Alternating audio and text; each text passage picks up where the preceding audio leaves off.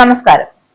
കേരള രാഷ്ട്രീയത്തിൽ ഇപ്പോഴത്തെ ചർച്ചാ വിഷയം മുൻ മുഖ്യമന്ത്രിയായ പിണറായി വിജയന്റെ മകൾ വീണയുടെ മാസപ്പടി കേസിൽ വിവാദമാണ്. ഒരു സേവനവും നൽകാതെ CMRൽ നിന്നും കൈപ്പറ്റിയത് 2,78,00,000 രൂപയാണ്. നഷ്ടത്തിലായിരുന്ന വീണയുടെ കമ്പനി എക്സാലോജിക്കിന്റെ പ്രധാന വരുമാന സ്രോതസ് കരിമണൽ കമ്പനിയായിരുന്നു. CMLRനു സേവനം നൽകിയതിന്റെ ഒരു രേഖ പോലും ഹാജരാക്കാൻ വീണയ്ക്ക് സാധിച്ചിട്ടില്ല. SFIO അന്വേഷണ റിപ്പോർട്ടിൽ പ്രധാന കണ്ടെത്തലുകളായിരുന്നു ഇവയെല്ലാം. എന്തായാലും വീണയ്ക്ക് മാസം 5 ലക്ഷം രൂപ, വീണയുടെ കമ്പനി എക്സാലോജിക്കിന് 3 ലക്ഷം, മാസം 8 ലക്ഷം, ഒരു വർഷം 96 ലക്ഷം, ആകെ 2,78,00,000 രൂപയാണ് കരിമണൽ കമ്പനിയിൽ നിന്നും വീണ കൈപ്പറ്റിയത്. പിണറായി വിജയൻ മുഖ്യമന്ത്രിയായതിനു പിന്നാലെ 2017 ജനുവരി മുതൽ 2020 ജൂൺ വരെയായിരുന്നു പണം നൽകൽ. 2019 ജനുവരിയിൽ ആദായ നികുതി വകുപ്പ് നടത്തിയ പരിശോധനയിൽ 1,72,00,000 രൂപ വീണയ്ക്ക് നൽകി എന്നായിരുന്നു കണ്ടെത്തിയത്. എന്നാൽ ഇൻകം ടാക്സ് റെയ്ഡിനു ശേഷം കരിമണൽ കമ്പനിയിൽ നിന്നും വീണയുടെ അക്കൗണ്ടിലേക്ക് പണം ഒഴുകി എന്നാണ് SFIO കണ്ടെത്തിയത്. കരിമണൽ കമ്പനിയായ CMRL മാത്രമായിരുന്നു എക്സാലോജിക്കിന്റെ പ്രധാന ക്ലയന്റും വരുമാന മാർഗവും. എക്സാലോജിക്കുമായുള്ള ഇടപാട് അവസാനിപ്പിച്ചതിനു ശേഷം CMRL IT സേവനങ്ങൾക്കായി ATNA ടെക്നോളജീസ് എന്ന കമ്പനിയുമായി കരാറുണ്ടാക്കി. വീണയ്ക്ക് മാസം 5 ലക്ഷം രൂപ, വീണയുടെ കമ്പനി എക്സാലോജിക്കിന് 3 ലക്ഷവും മാസം 8 ലക്ഷം, അങ്ങനെ ഒരു വർഷം 96 ലക്ഷമായിരുന്നു നൽകിയിരുന്നത്. എന്നാൽ ഇൻകം ടാക്സ് റെയ്ഡിനു ശേഷവും, അതായത് കരിമണൽ കമ്പനിയിൽ നിന്നും വീണയുടെ അക്കൗണ്ടിലേക്ക് പണം ഒഴുകിയെന്നാണ് SFIO കണ്ടെത്തിയത്. കരിമണൽ കമ്പനിയിൽ CMLR മാത്രമായിരുന്നു എക്സാലോജിക്കിന്റെ പ്രധാന ക്ലയന്റ്.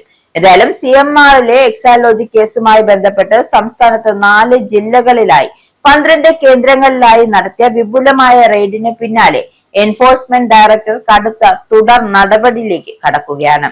റെയ്ഡിൽ വീണ വിജയന്റെ പക്കൽ നിന്നും സ്ഥാപനങ്ങളിൽ നിന്നും പിടിച്ചെടുത്ത ബാങ്ക് രേഖകൾ വിശദമായി പരിശോധിക്കുവാനും വീണ ഉൾപ്പെടെയുള്ളവർക്ക് ഉടൻ സമൻസ് അയക്കാനുമാണ് ഏജൻസിയുടെ തീരുമാനം.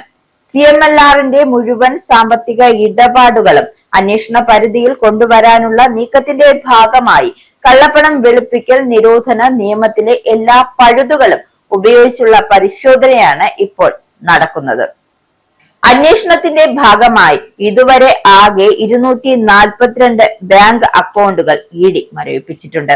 മരവിപ്പിച്ച ഈ അക്കൗണ്ടുകളിലായി ആകെ 18.36 കോടി രൂപയാണ് നിലവിൽ EDയുടെ നടപടി നേരിട്ടിരിക്കുന്നത്. വിവിധ ഇടങ്ങളിൽ നിന്നും പിടിച്ചെടുത്ത ഫിക്സഡ് ഡെപ്പോസിറ്റ് രേഖകളും ബാങ്ക് രേഖകളും പരിശോധിച്ച ശേഷം ഈ പണത്തിന്റെ ഉറവിടവും വിനിയോഗവും കണ്ടെത്താനാണ് ഉദ്യോഗസ്ഥർ ലക്ഷ്യമിടുന്നത്. നൽകാത്ത സേവനങ്ങൾക്കായി എക്സാലോജിക്കിൽ നിന്നും ലഭിച്ചതായി പറയുന്ന തുക ഏതു തരത്തിലാണ് വിനിയോഗിച്ചതെന്ന് ED പ്രത്യേകം പരിശോധിക്കുന്നുണ്ട്.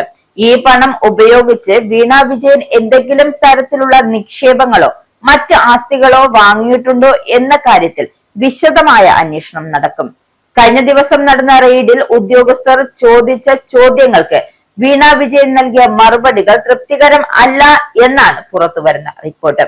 ഇതിന്റെ അടിസ്ഥാനത്തിലാണ് വരും ദിവസങ്ങളിൽ വീണയ്ക്ക് നോട്ടീസ് നൽകി കൊച്ചിയിലെ ED ആസ്ഥാനത്തേക്ക് വിളിപ്പിച്ച് ചോദ്യം ചെയ്യാൻ തീരുമാനിച്ചിരിക്കുന്നത്.